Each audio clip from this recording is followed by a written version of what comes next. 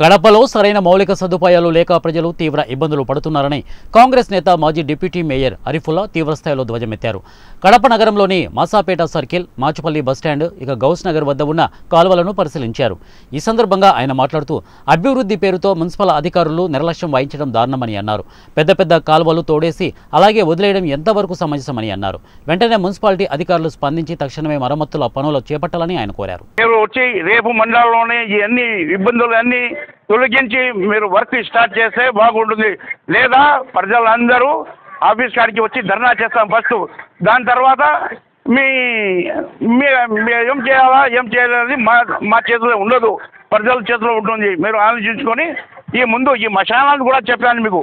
ఆ మశానాటి కూడా చెప్తే ఇప్పటి వరకు ఆ దర్గా చూశారు, దర్గా కూడా కట్టలేదు.